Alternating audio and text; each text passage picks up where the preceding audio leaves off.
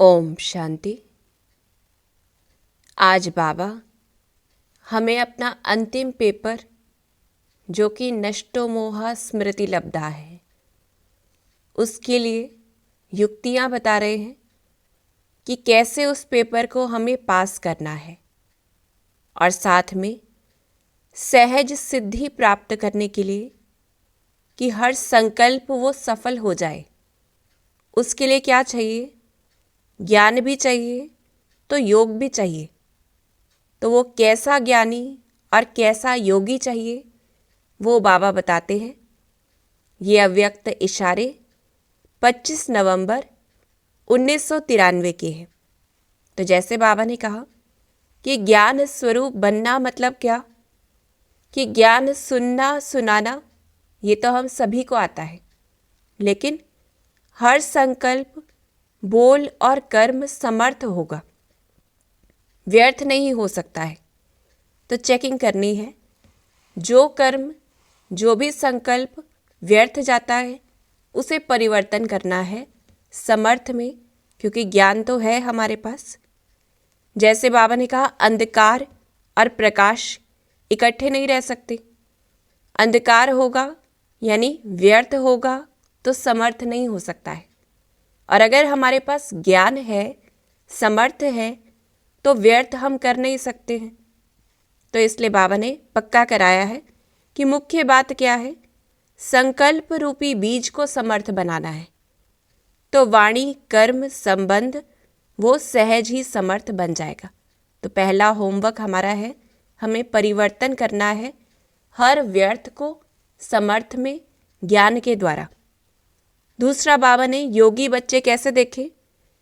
ऐसे जो सदा योगी जीवन वाले, कि समय प्रमाण तो हम योग कर लेते हैं, योग कर भी लेते हैं, करवा भी देते हैं, उसमें तो होशियार है। लेकिन सदा योगी जीवन कि सिर्फ ये नहीं अमृत वेले का टाइम है तो योग किया, नुमा शाम का टाइम है योग किया, बाकी समय कोई योग नहीं। या हम कहें सेंटर से हमें कोई पर्टिकुलर प्रोग्राम मिला योग का तो योग किया, बाकी समय नहीं किया। तो सदा योगी जीवन, और बाबा ने ऐड किया है योगी के साथ प्रयोगी, यानी एक्सपेरिमेंट करना है हमें, कि प्रयोग करना भी है तो करवाना भी है। हर संकल्प कर्म हमारा योग युक्त युक्ति युक्त हो। तो अब कैसे करेंगे? यानी कि कोई भी योग करते वक्त हमें पहले लक्ष्य रखना है कि हम किस लिए योग कर रहे हैं, कि स्वयं के प्रति कर रहे हैं, दूसरी आत्माओं के प्रति, प्रकृति के प्रति, किसके प्रति? कोई ना कोई लक्ष्य के साथ योग करना है और हर वक्त करना है। जैसे बाबा ने कहा प्रयोगी कैसे बनना है, वो एक्सपेरिमेंट हमें कैसे करना है? सबसे पहले खुद के संस्कारों के ऊपर करना है, खुद के संस्कारों को परिवर्तन करने के ऊपर करना है और विजय निश्चित करनी है। जैसे हम कोई भी कर्म कर रहे हैं, एक हफ्ता लगातार हम शांत स्वरूप पे अपने ऊपर होमवर्क करें कि कोई भी परिस्थिति हो हम शांत रहेंगे। तो अपने आप को हम बार बार शांति का सकाश बाबा के द्वारा स्वीकार करें। तो ऐसे खुद के ऊपर एक्सपेरिमेंट करना है कि क्या वो संस्कार बदला, या कोई भी संस्कार हमें लगता है उसके ऊपर हम रोज़ अपने ऊपर काम करें, अपने ऊपर रोज़ सकाश दें। क्योंकि अगर स्व के संस्कार हम परिवर्तन नहीं कर सकते तो नए संसार का परिवर्तन कैसे करेंगे? तो इसलिए बाबा कह रहे हैं हमारे इस समय के संस्कार ही भविष्य संसार का निर्माण करेंगे। तो इसलिए अटेंशन देना है अपने ऊपर कि जो हम योग की परिभाषा कहते हैं कि योग से जीवन ऐसा होता है, योग से संस्कार बदल जाते हैं, तो वो अपने ऊपर एक्सपेरिमेंट करके देखना है। तो जैसे बाबा ने कहा, और दूसरा एक्सपेरिमेंट किसके ऊपर करेंगे? कि प्रकृति द्वारा आने वाली परिस्थितियों पर योग के प्रयोग द्वारा विजयी बनना है। कि इस समय ये कहीं प्रकृति में हलचल होती है, कुछ भी होता है, तो क्या हम योग का प्रयोग करते हैं, या फिर अपना मार्ग बदल देते हैं, या फिर आकर्षित या प्रभावित हो जाते हैं? कि कुछ भी होता है, प्रकृति में कोई भी हलचल होती है, ठंडी गर्मी आंधी तूफान कुछ भी होता है, क्या हम उसमें योग का प्रयोग करके उस परिस्थिति को परिवर्तन करते हैं, या अपने आप को ही चेंज कर देते हैं? कि अपना ही रास्ता हटा लेते हैं। तो इसलिए बाबा कह रहे हैं प्रकृति तो पुरुषोत्तम आत्माओं की दासी है।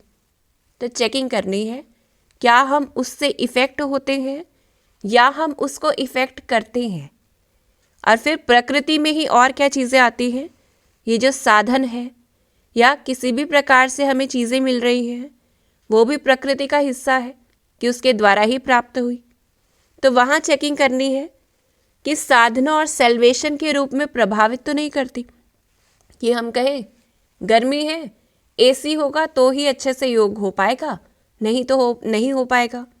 इस प्रकार की लाइटिंग कमरे में होगी तो अच्छे से योग होता है, नहीं तो नहीं होता है। हमारे पास म्यूज़िक सिस्टम होना चाहिए तो ही योग होगा, हेडफोन होगा तो योग होगा। हम कहें कोई कमेंट्री चलती रहे तो योग हो पाएगा, फ़ोन नहीं चलेगा योग नहीं हो पाएगा। तो इस प्रकार से बाबा कह रहे हैं साधन और सेल्वेशन अगर कम हो जाएंगी तो योग युक्त भी कम हो जाएंगे। इसको कहेंगे प्रभावित होना।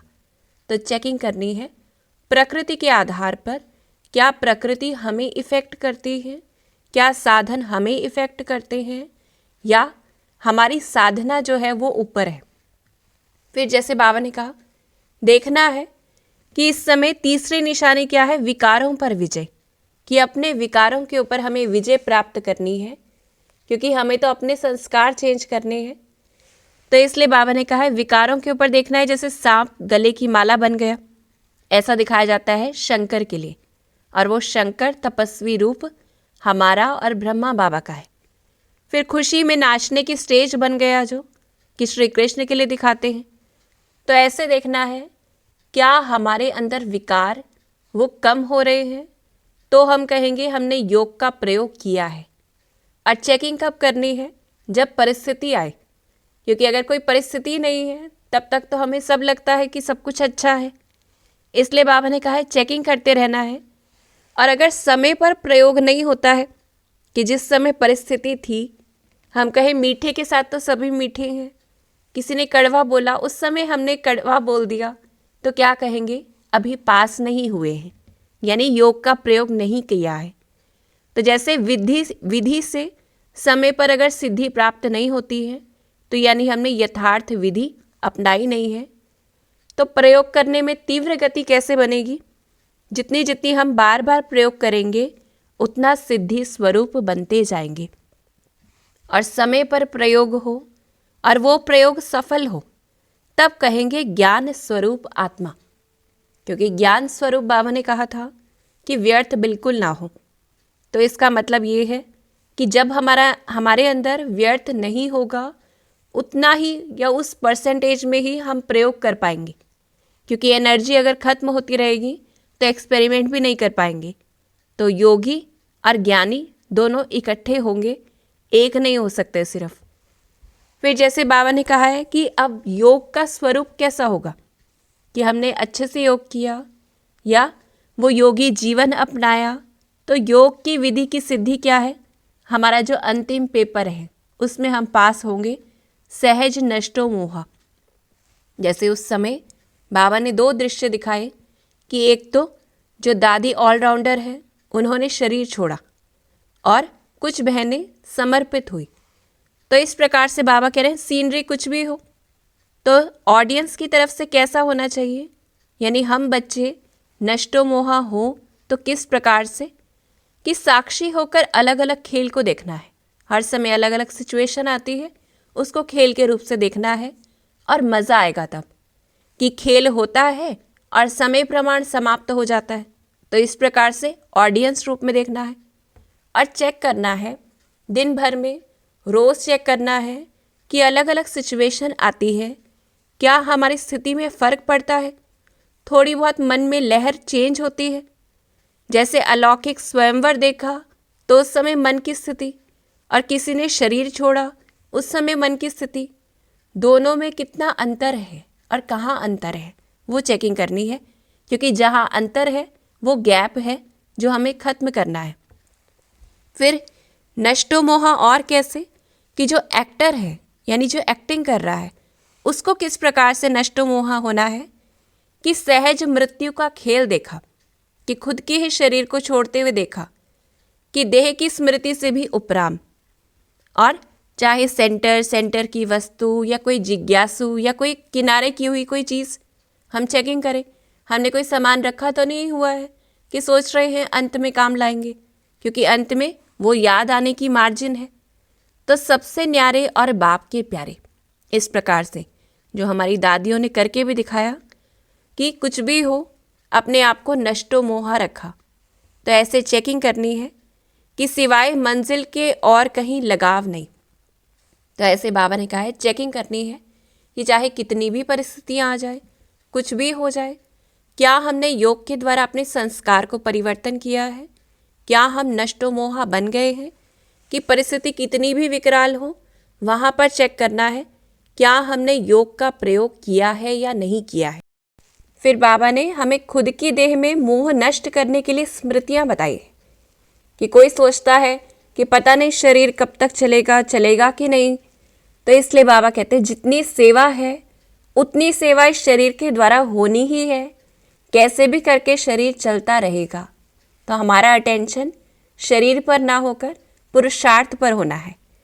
फिर बाप की और सर्व की अगर दुआएं हैं तो शरीर अच्छा चलता रहेगा, तो हमें पुरुषार्थ के द्वारा दुआएं जमा करते रहना है। और जितना खुश रहेंगे, खुशी बांटेंगे, और तो कोई काम ही नहीं है, तो हमें अटेंशन किस पे देना है? अपने पुरुषार्थ पर। कौन सा?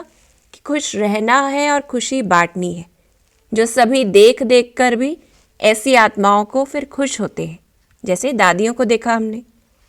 फिर बाबा ने कहा ब्राह्मण जीवन में तीव्र गति अगर हमें चाहिए तो क्या करना होगा? कि सबसे पहले उसका आधार क्या है? याद और सेवा। तो दोनों को शक्तिशाली बनाना है और दोनों में बैलेंस चाहिए। कि हम कहें हम सेवा नहीं करें, हम सिर्फ याद करें, हम कहें हम सिर्फ सेवा ही करें, याद नहीं करें। तो बाबा कहते दोनों का बैलेंस चाहिए, एक ज़्यादा एक कम। तो आधार क्या होगा? हिलता रहेगा। आधार अगर कमज़ोर भी होगा तो जैसे शरीर है वो दवाइयों से चलता है, ऐसे ही ब्राह्मण जीवन भी कैसा होगा? कभी तेज़ चलेगा और कभी ढीला चलेगा, जो धक्का दे के चलाना पड़ेगा। धक्का दे के कैसे चलता है? कि कोई का सहयोग मिल जाता है, किसी का साथ मिल जाता है, तो क्या हो जाता है? परिस्थितियाँ बदल जाती हैं, तो धीरे धीरे थोड़ा सा आगे बढ़ते हैं, और नहीं तो ढीले हो जाते हैं। तो चेकिंग करनी है परिस्थिति प्रमाण हमारा पुरुषार्थ तेज़ कम होता है या एक साथ चलता है। फिर बाबा ने कहा तीव्र गति के लिए चेकिंग करनी है। फिर हमें अगर कम ज़्यादा होता है तो यानी कि कहीं ना कहीं बैलेंस नहीं है योग में और सेवा में। अब वो सेवा भी कैसी हो? निस्वार्थ सेवा हो और शक्तियों की स्मृति से सेवा हो, क्योंकि जब ऐसी सेवा होगी तो सहज मायाजीत बनेंगे। और हर कर्म से पहले हमें ये निश्चय रहेगा कि विजय तो हमारी होनी ही है, कोई क्वेश्चन मार्क नहीं होगा। लेकिन आधार क्या है? कि सेवा निस्वार्थ होनी चाहिए। स्व के प्रति कोई ऐसा नहीं होना चाहिए कि होना ही चाहिए सफलता, नहीं तो मेरे लिए क्या होगा। तो वहाँ क्या है? स्वार्थ है। और जितना हमें शक्तियों का याद रहेगा कि मेरे पास तो ये शक्ति है ही, तो निश्चय होगा कि मेरी तो विजय निश्चित है ही। अब कैसे हो? हमें वो शक्तियों की स्मृति कैसे रहे? क्योंकि हमारे पास शक्तियाँ हैं, अविनाशी धन की, ज्ञान है, बुद्धि है, फिर पोजीशन की शक्ति है, क्योंकि हम कोई साधारण नहीं है, हम तो शिव शक्तियाँ, पांडव सेना है। तो इसलिए बाबा कहते हैं शक्तियों को भूलना नहीं है, यूज़ करते रहना है। क्योंकि जब हम यूज़ नहीं करते हैं तो हमें पता ही नहीं होता है हमारे अंदर कोई शक्ति भी है। ये बहुत बार हम देखते हैं कि हमें पता नहीं होता हमारे अंदर ऐसी शक्ति है, लेकिन जब यूज़ करते हैं तो पता चलता है कि हम ऐसा भी कर सकते हैं। इसलिए बाबा टेंशन दिलाते कि शक्तियों की स्मृति से, तो जब भी पांडव शब्द भी याद आएगा तो हमारे सामने विजय शब्द होगा, क्योंकि पांडवों की विजय हुई। कारण क्या रहा?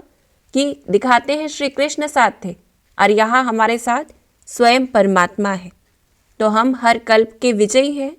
इस रूप से अपने नशे को इमर्ज करना है, बार बार यूज़ करना है। और क्या करेंगे? कि तीव्र गति के लिए तो याद और सेवा का बैलेंस चाहिए, और सेवा भी निस्वार्थ हो। और साथ में बाबा कहते हैं अगर सर्व द्वारा हमें मान चाहिए तो उसकी युक्तियाँ क्या है। पहला तो ये याद रखना है, हर आत्मा कोटों में कोई में भी कोई श्रेष्ठ आत्मा है और हर एक आत्मा का महत्व है। अब इसमें ये स्मृति दूसरों के लिए भी चाहिए कि हर एक विशेष है और खुद के लिए भी चाहिए कि मैं आत्मा भी विशेष हूँ। तो जब हम ये पक्का करेंगे तो हम दूसरों को भी मान देंगे और स्व को भी मान देंगे और ये आधार है सम्मान प्राप्त करने का। दूसरा, हम जितना महान अपने आप को कहें तो उतना ही निर्माण होने चाहिए कि मान रहित, मान की इच्छा नहीं, क्योंकि निर्माण अर्थात क्या, जो सदा भरपूर है और भरपूर है तो क्या होगा, वो सभी को सुख देगा और सर्व द्वारा मान ऑटोमेटिक मिलेगा। तो यहाँ चेकिंग करनी है, अगर हम अभिमान में रहते हैं तो हमें मान प्राप्त नहीं होगा और सभी आत्माएं कहीं ना कहीं हमसे कटी कटी रहेंगी और निर्माणता कम होगी तो हम कभी सुख देंगे और कभी दुख देंगे और कभी सुख लेंगे और कभी दुख ले लेंगे। यानी थोड़ी फीलिंग आना, अगर किसी ने कुछ कहा हमें थोड़ी सी फीलिंग आती है तो भी क्या कहेंगे, हमने दुख लिया। और दुख लिया अर्थात हमारे अंदर निर्माणता कम है कि मान की इच्छा है। अब बाबा ने हमें तरीके बताए हैं, कोई अगर हमें दुख देना चाहे तो क्या सॉल्यूशन है, तो क्या स्मृतियाँ रखेंगी। पहली स्मृति कि जिसके पास दुख होगा वो देगा क्या, कि दूसरी आत्मा उसके पास तो दुख ही है तो वो हमें क्या दे सकती है।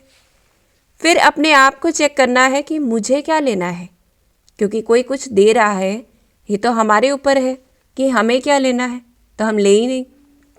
तीसरी चीज़ यही बात फिर से याद रखनी है कि जिसके पास होगा ही दुख वो देगा क्या, यानी अगर हमने दुख ले लिया तो हम फिर दूसरे को क्या देंगे।